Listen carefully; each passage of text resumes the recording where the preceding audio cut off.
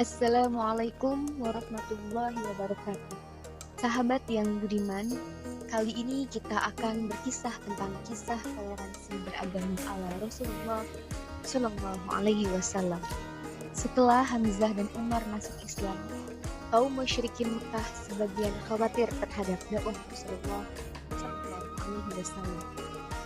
Mereka telah melakukan banyak cara untuk menghentikan dakwah Rasulullah Shallallahu Alaihi Wasallam, mulai dari harta dan kekuasaan hingga berencana membunuh Rasulullah Shallallahu Alaihi Wasallam.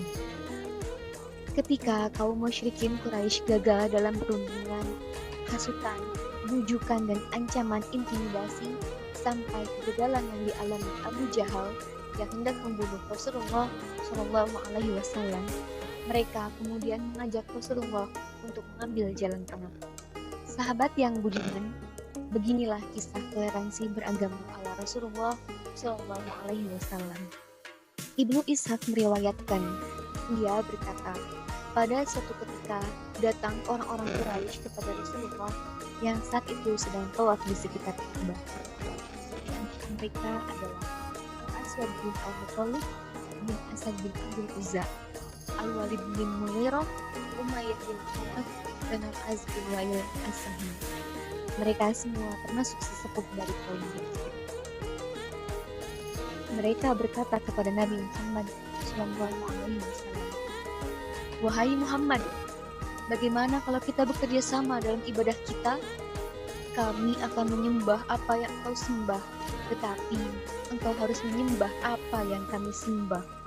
Jika yang engkau sembah lebih baik, kami akan menyembah Tuhanmu.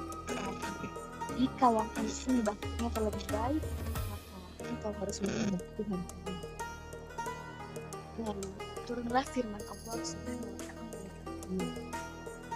Katakanlah, hai orang-orang kafir, aku tidak akan menyembah apa yang kamu sembah, dan kamu bukan penyembah Tuhan yang aku sembah, dan aku tidak pernah menjadi penyembah apa yang kamu sembah, dan kamu tidak pernah pula menjadi penyembah Tuhan yang aku sembah. Untukmu agamamu, dan untukkulah agamaku. Quran Surat Al-Kafirun ayat 1-6. Sahabat yang budiman, Abdul bin Humain dan yang lain yang meriwayatkan dari Ibnu Abbas, orang-orang Quraisy itu berkata, "Jika engkau Muhammad mau menerima Tuhan kami, maka kami akan menyembah Tuhanmu." Lalu Allah Subhanahu wa Ta'ala menurunkan surat Al-Kafirun tersebut. Riwayat dari Ibnu Jarir mengatakan, orang-orang Quraisy itu berkata, 1 tahun engkau menyembah Tuhan kami, dan 1 tahun kami menyembah Tuhanmu. Lalu Allah Subhanahu wa Ta'ala menurunkan ayat, katakanlah, maka apakah kamu menyuruh aku untuk menyembah selain Allah? Hai orang-orang yang tidak berpengetahuan. Quran Surat Az-Zumar ayat 64. Sahabat yang budiman, beginilah kisah toleransi beragama ala Rasulullah Shallallahu Alaihi Wasallam. Allah memotong perundingan yang lucu ini dengan ayat yang tegas.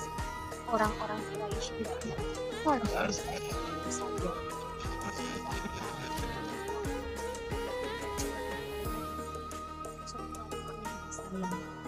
Seperti yang disebutkan dalam Al-Quran, mereka berkata, datangkanlah Al-Quran yang lain dari ini atau gantikanlah dia. Allah menyangkal perkataan mereka dengan ayat berikut. Katakanlah, tidaklah patut bagiku menggantinya dari pihak sendiri. Aku tidak mengikuti kecuali apa yang diwahyukan kepadaku. Sesungguhnya, aku takut jika mendurhakai Tuhanku pada siksa hari yang besar, yaitu hari kiamat. Quran Surat Yunus ayat 15.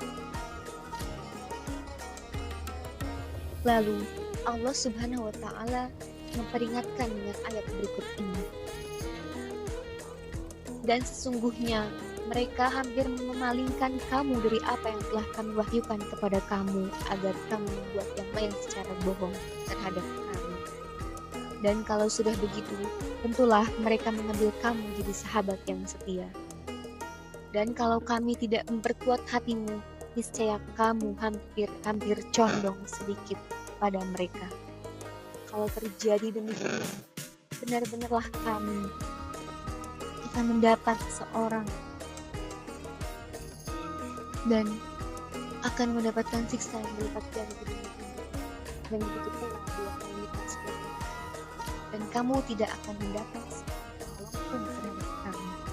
Quran Surat Al-Isra 73-75. Sahabat yang budiman, beginilah kisah toleransi beragama ala Rasulullah SAW. Allah bilang, mudah-mudahan kita sebagai nabi kita uswatun hasanah, sehingga kelak di hari akhir kita mendapatkan syafaat dan diakui sebagai umatnya. Amin ya rabbal alamin. Terima kasih. Akhirul kalam. Wassalamualaikum warahmatullahi wabarakatuh.